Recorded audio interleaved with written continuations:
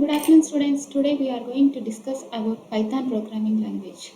So, just we will have introduction about this Python. So, Python was developed by Guido van Rossum in early 1990s. So, Python is one of the most popular programming languages, and we have many other programming languages such as C, C++, and Java. So, Python is mainly used in some of the applications like game development, software development, and web development applications. So, coming to programming languages, we have C, C++, and Java, and we are going to have many types of languages. So, among that, we have high level programming languages, low level programming languages, machine languages, or assembly languages. So, coming to speaking about computers, so computers can only execute the programs written in low level languages, and it will be processed in high level language before they can run. So the some of the advantages of high level languages are they are very easier to program, and the programs written in high level languages takes less time to write, less time to compile, and they are very shorter and easier to read. So coming to second advantage of high level languages, they are easily portable. Portable means so they can run on different kinds of computers with few or no modifications compared to low level languages. So low level we can't run low level programming languages in all types of computers. Same program can't be run in all types of computers. It depends on machine. Mostly all of the programming languages are written in high level language only. So low level languages are mostly used only for some specialized applications. So we are going to have, by processing high level languages into low level languages, so we are going to have two kinds of programs. One is interpreters and another one is compilers. So interpreter reads a high level program. So coming to this figure, interpreter is going to read the high level program. So that is the a code written by the user, that is called as source code. So the source code will be interpreted and executed. So meaning that it is going to tell what the program says. It process the program in a very little time.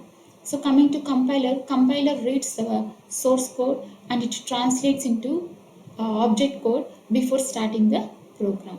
So whatever the program written in high level program, that is called as source code, and it will be compiled by the compiler to object code or the executable code. So once the program is compiled, after the compilation of the program, we can execute it repeatedly for further translation. So Python is, as we have two types of process, one is compiler and interpreter. So Python is considered as interpreted language because Python programs are executed by an interpreter. So we are going to have two ways to use that interpreter. One is command line mode and another one is script mode. In the command line mode, so you are going to type the Python programs. So and the interpreter is going to print the result. So the first line in the interpreter mode starts with this prompt. So and the interpreter is used to indicate that it is ready, and then we are going to type the source code here. So after typing the source code, we are going to get the output in the next line. Alternatively, so in the second way, we can write the Python program in a file, and we can use the interpreter to execute that particular program, which is called as script mode, which is also called as script mode. But that program, for that program, we are going to use text editor, and we are going to save the file with .py extension. So compulsory that files has to be end with .py. So coming to program, so all of us are well known about what is a program. So program is a sequence of instructions, so which specifies how to perform any computation for the computer. So the basic instruction the computer programs needs are input, so where we are going to give the input from the keyboard, file or other devices. Next one is output. Output will be displayed on the screen, or you can send it to a file or a device. And the next one is operations, that is called as that is one of the basic instruction called as math. So it performs operations like addition and subtraction. Next one is conditional execution, and the next one is repetition. So this conditional execution is mainly used to check the conditions and execute the code that applies on that particular condition. And the next one is repetition. So conditional execution, simply like yes or no options. And the next one is repetition. So to perform the same instruction repeatedly or many times, we are going to use this repetition. And coming to debugging. So what is debugging? So simply debugging is simply called as errors. So as the humans are going to make mistakes, same like that in programming language also we are going to have mistakes. Those are called as errors. Programming errors are simply called as bugs, and the process of tracking them and correcting them is called as debugging. So the process of correcting the bugs or the errors and the tracking them is simply called as debugging. We are going to have many kinds of errors in program. So among that we are going to have syntax errors, runtime errors, and semantic errors. So these are the three types of errors that are going to occur in any program. So coming to syntax errors, so syntax means structural errors. Syntax errors refers to the structure of a program. So if we have any mistake in the rules about that structure, automatically you are going to get syntax errors. So for example, so here we have given 1 plus 2. So in this 1 plus 2, if we don't have this matching parenthesis, automatically you are going to get a syntax error. So we are going to perform and you are going to get an error in the structure. So the structure should be like this only. If you miss this parenthesis, automatically you are going to get an syntax error. And the next one is semantic error. So in the name itself we are going to have semantic. Semantic means meaning. So if you are not performing any right thing, so in the place of addition, if we do subtraction, automatically you are going to get a semantic error. It is not a logical error. You are going to get the output, but we are not going to get the right thing. You are not going to get the right answer. So those are called as semantic errors. And the next one is runtime errors. So these errors does not appear until we run the program. So these errors are also called as exceptions. So runtime errors are going to occur very rarely in our programs. And coming to running Python, how we are going to run the Python program? So Python program can be run in different ways. So among that, you are going to have three ways. One is interactive interpreter, and another one is script mode, and another one is IDE environment, integrated development environment. So first one is interactive interpreter. So as we have seen in the last slides, interactive interpreter always starts with prompt symbol. So these arrows are called as prompt symbol. So there you are going to enter the code, and if any mistake is there in that code, automatically in the next line you are going to get an error. So we are going to have an interaction between the system and the user. So that is called as an interactive interpreter. So and the next one is script mode. So this script mode, you are going to write the Python program in one of the text editor.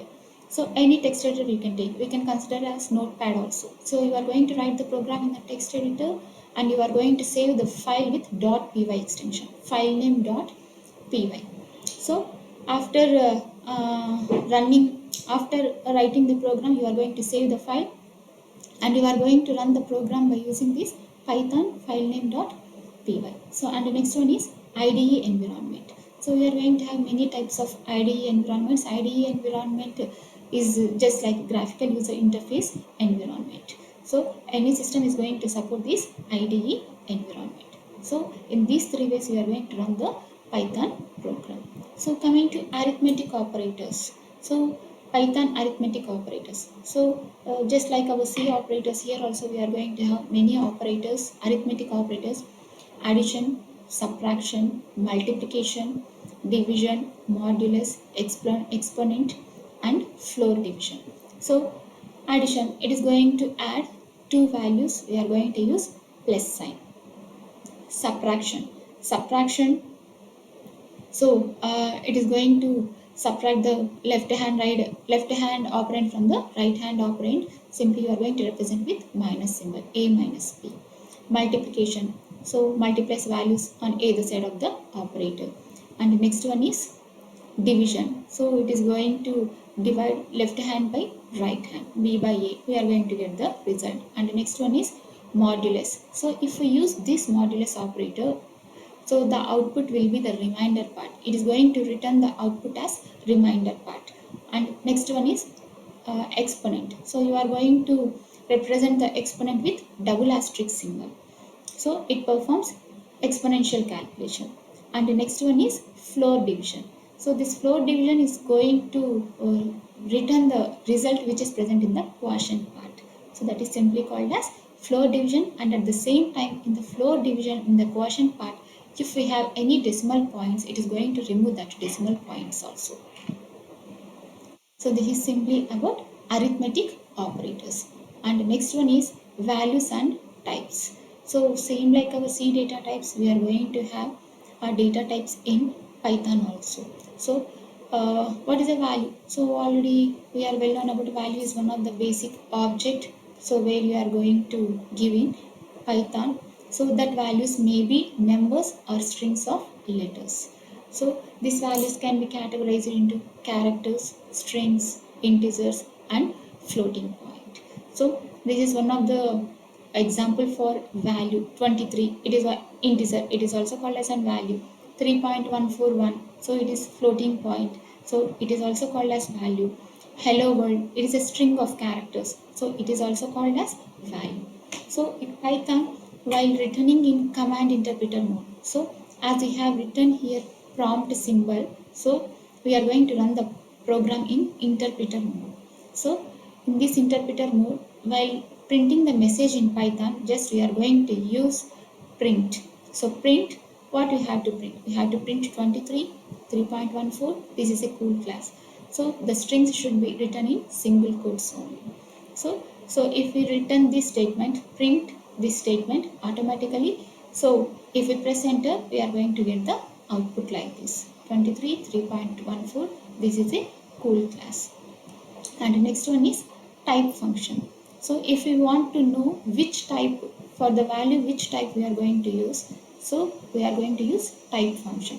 So already in the last slide we have seen 23, 3.14 and hello world. If we want to know so what types these values are, we are going to use type function. So to know about the type function, we are going to use type 23. So this is integer. So it is going to display int. So type 3.46. It is a floating point number. So it is going to display the output as float. So here we want to know the type of this hello. So it is going to display string. So whatever the value or whatever the characters we have written in single quotes, everything will be considered as string only. So here we have written characters. So here we have written numbers, but both we have represented in single quotes only. So it has written string only. So in the next class we are going to see about variables, assignments and statements.